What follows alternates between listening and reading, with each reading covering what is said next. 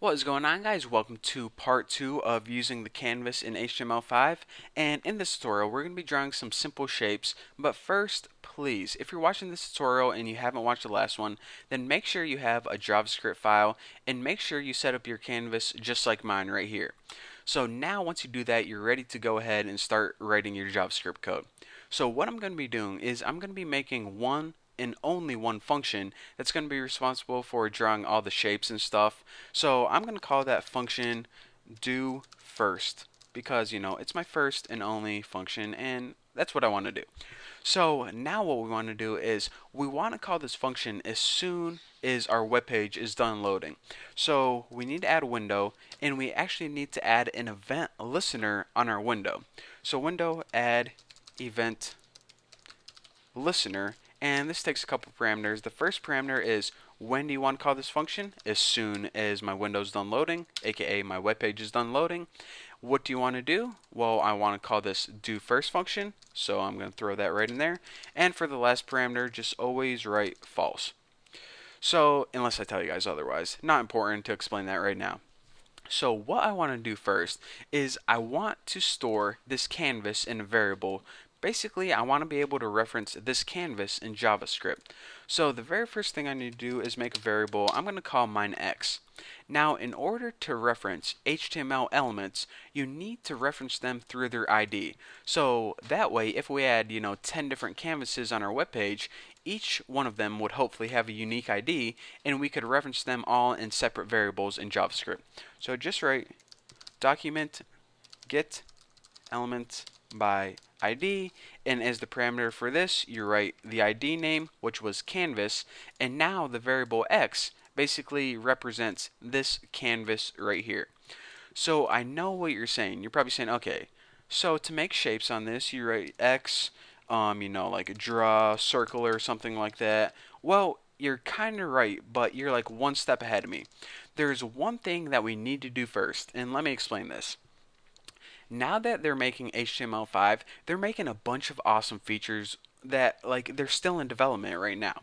And one of the awesome things they're going to let us do is they're going to let us not only draw 2D shapes like circles and squares and triangles, but they're going to make the ability to draw 3D shapes like spheres and pyramids and cylinders. So they have different canvases set up for this. So whenever we make our canvas, we need to say what type it is. So now that 3D is still in development, it isn't a standard yet, we only have that 2D capability. So why did I tell you guys all that? Well, whenever we set a reference to our canvas, we need to specify this is the 2D canvas. So we write the reference to our canvas, which is X, and we write get context. Now, as a parameter in here, just go ahead and write 2D. And this basically means, okay, we want to have a canvas and we want to be able to draw 2D shapes on it. So now we are ready to reference this canvas through the variable canvas, and it's set up to draw 2D shapes on. But I know what you're saying. Uh-oh, Bucky, you're going to get an error because you forgot to use the VAR keyword in your JavaScript. Now, did I forget and am I going to get an error? No, I did that for a reason. There are two different ways that you can make variables in JavaScript. You can use this keyword VAR, or you can make a variable without it. Now, it isn't like the same thing. You can just take your pick, whatever you want to do. If you're feeling lazy, just don't use it. They actually made this for a reason. Whenever you use the VAR keyword, if you remember from my Java beginner JavaScript tutorials, this makes it a local variable.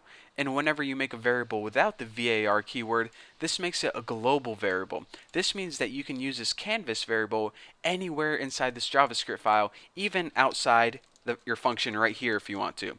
So the reason I didn't use that VAR is because I might use this canvas in the upcoming tutorials. So anyways, I recommend making this global. I actually recommend making all your canvases global. It's going to make it a whole lot easier. So now, with that being said, all the background information, let's go ahead and start drawing some crap on here. So in order to draw crap on your canvas, you just go ahead and reference your canvas right like that, and there are different functions for drawing different shapes. I'm going to show you how to draw a really simple rectangle. Stroke rect. Now what this does is it draws the outline of a rectangle, and it takes 4 parameters.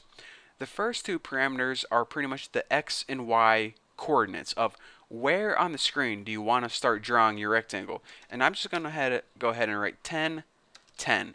And what this means is, remember, like I said, your canvas is basically like a coordinate system with the top left being 0, 0. So whenever we write 10, 10 right there, it means, okay, start drawing my rectangle 10 over and 10 down. And that's the starting point, aka the top left of our rectangle is going to be 10 pixels over and 10 pixels down. So now it says, okay, I know where to start, but how big do you want that rectangle? Well, let's go ahead and just make it like 100 by 200. So 100 by 200 pixels. If we go ahead and save this and refresh it, check it out. And okay, I messed something up.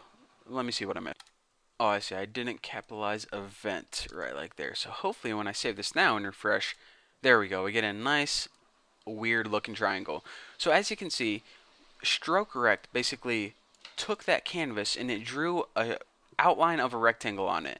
Now the positioning, as you can see, is 10 over and 10 down, and that's where this top left of the rectangle is. So that's where we gave it the position of where to start drawing it. So if we go ahead and actually, well, I'll keep that for now. Let me go ahead and finish explaining this. So now the third parameter is how wide do you want the rectangle to be?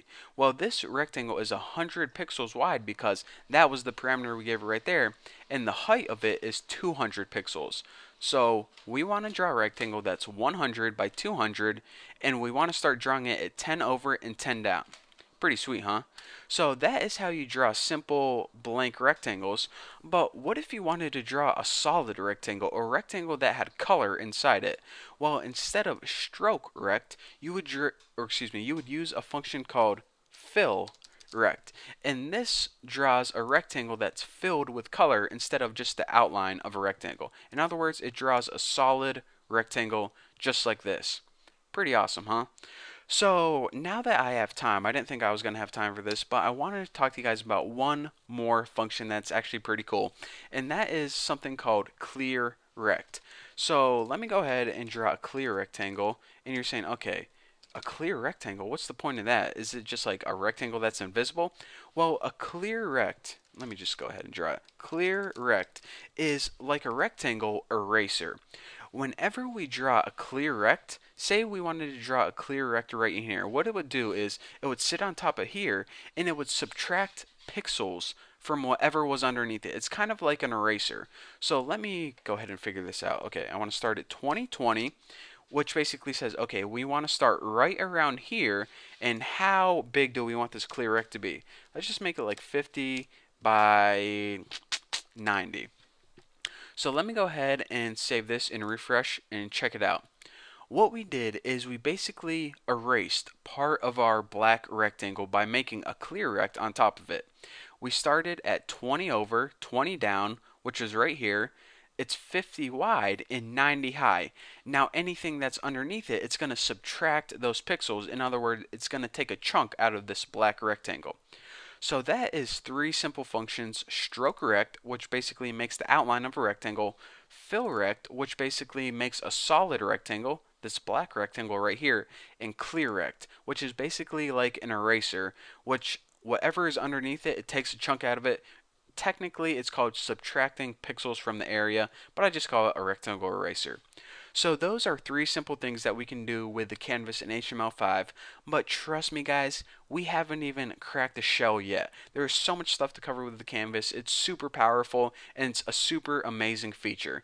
So for now, thank you guys for watching, and we got a lot of stuff to cover, so I'll see you guys in the upcoming tutorials.